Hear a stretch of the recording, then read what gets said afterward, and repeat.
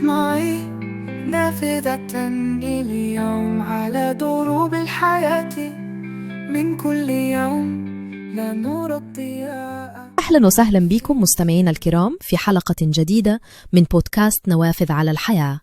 اليوم نفتح نافذة على عالم العلاقات الإنسانية من منظور مختلف. سنتعمق في واحد من أشهر الكتب التي تناولت الفروقات بين الرجل والمرأة، الرجال من المريخ والنساء من الزهرة، للدكتور جون غراي. يسعدنا أن نستضيف الأستاذ محمد الخبير في العلاقات الإنسانية ليقدم لنا رؤى قيمة حول هذا الكتاب. أهلا بك أستاذ محمد. أهلا بك وشكرا على الاستضافة.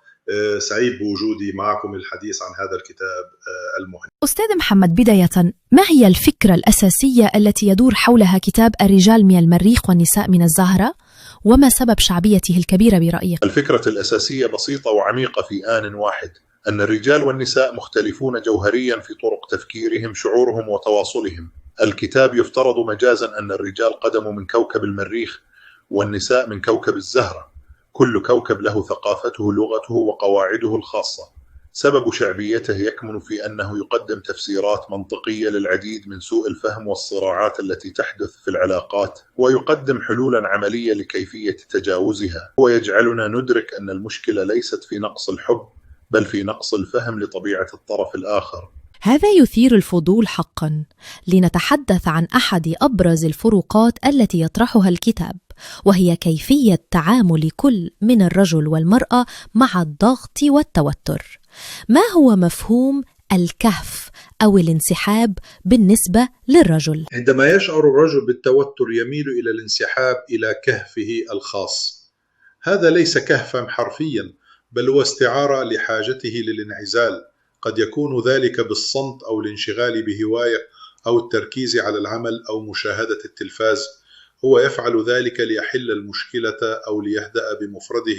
هو لا ينسحب ليتجاهل شريكته، بل هي طريقته في معالجة الأمور داخليا. عندما يجد حلا أو يشعر بتحسن يخرج من كهفه. إذن هو لا يريد إزعاجا أو أسئلة في تلك اللحظة. وماذا عن المرأة؟ كيف تتعامل مع التوتر؟ المرأة على النقيض تماما. عندما تشعر بالتوتر أو الانزعاج تميل إلى التحدث عن مشاعرها ومشاكلها. هي لا تبحث بالضرورة عن حل فوري بقدر ما تبحث عن الاستماع والدعم العاطفي. الحديث بحد ذاته هو وسيلة لتخفيف الضغط بالنسبة لها. هي تريد أن تشارك تفاصيل يومها، ما يضايقها، وأن تشعر بأن هناك من يستمع إليها ويتفهمها دون مقاطعة أو محاولة لتقديم حلول سريعة. هذا يفسر الكثير من سوء الفهم. فالرجل قد يشعر بالضغط من كثرة الحديث، بينما تشعر المرأة بالإهمال لأن شريكها ينسحب.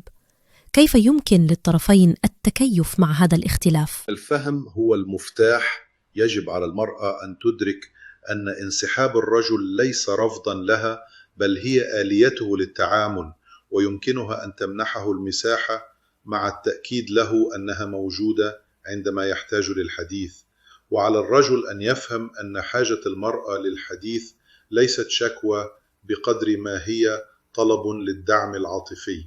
الاستماع الجيد دون مقاطعة أو مجرد قول أنا أستمع إليك وأفهم ما تشعرين به يمكن أن يصنع فارقا كبيرا. رائع.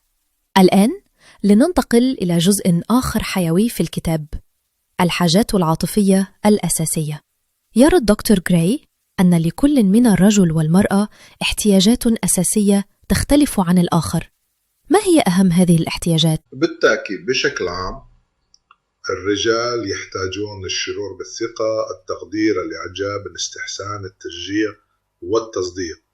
هم يرغبون في أن يشعروا بأن شريكاتهم يثقن بهم ويقدرن ما يفعلونه ويعجبن بقدراتهم ويوافقن على قراراتهم ويشجعنهم على النجاح. أما النساء فيحتاجن للشعور بالاهتمام، التفهم، الاحترام، التفاني، الاعتراف والتأكيد. هي تحتاج أن تشعر بأنها محل اهتمام شريكها، وأنه يتفهم مشاعرها ويحترمها كفرد ويظهر تفانيه في العلاقة ويعترف بجهودها ويؤكد لها حبه مرارا وتكرارا. هذا يوضح لماذا قد يشعر أحد الطرفين بالنقص العاطفي حتى لو كان الآخر يبذل جهدا.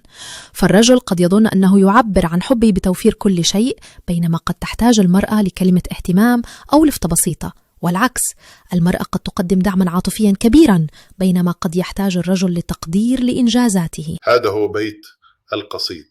عندما ندرك هذه الاحتياجات المختلفة يمكننا أن نتعمد أن نمنح الطرف الآخر ما يحتاجه بالفعل، لا ما نعتقد نحن أنهم يحتاجون إليه بناء على احتياجاتنا الشخصية. هذا يعني أن نخرج من دائرة أنا أفعل ما أظنه صحيحا إلى دائرة أنا أفعل ما يحتاجه شريكي ليشعر بالحب والتقدير. الكتاب يتحدث أيضا عن أن الرجل والمرأة يقدران الأشياء بشكل مختلف، وكأنهما يستخدمان نظام نقاط مختلف. هل يمكنك شرح هذا المفهوم؟ نعم، هذا مفهوم آخر يفسر الكثير من سوء الفهم. المرأة على سبيل المثال تميل إلى تقدير العديد من اللفتات الصغيرة والمتكررة، ابتسامة دافئة، كلمة شكر، فتح باب، مساعدة في عمل بسيط بالمنزل، أو حتى مجرد سؤال عن يومها. كل هذه الأفعال الصغيرة تمنحها نقاطا عالية في بنك الحب الخاص بها. هي تبحث عن استمرارية الاهتمام، بينما الرجل يميل إلى تقدير الإنجازات الكبيرة أو الأفعال ذات التأثير الواضح، إصلاح شيء معطل، توفير احتياجات كبيرة للأسرة، حل مشكلة معقدة في العمل. هذه الأفعال تمنحه الكثير من النقاط في بنك حبه. قد يفعل شيئا كبيرا ويعتقد أنه قام بواجبه العاطفي لفترة طويلة، بينما قد تكون المرأة في حاجة إلى تراكم اللفتات الصغيرة بشكل يومي. إذن الفهم العميق لهذه الفروقات هو ما يجعلنا نتجاوز سوء الفهم ونبني علاقات أقوى. كتاب الرجال من المريخ والنساء من الزهرة ليس دعوة للفصل بين الجنسين، بل هو دعوة للفهم والتعاطف والتواصل الفعال. بالضبط، إنه دليل عملي لتحويل الصراعات المحتملة إلى فرص للنمو والتفاهم.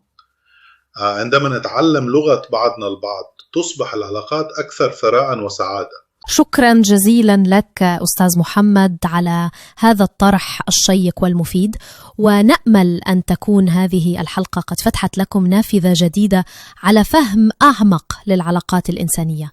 شاركونا آراءكم حول الكتاب وكيف ترون هذه الاختلافات في حياتكم. إلى اللقاء في حلقة قادمة من نوافذ على الحياة.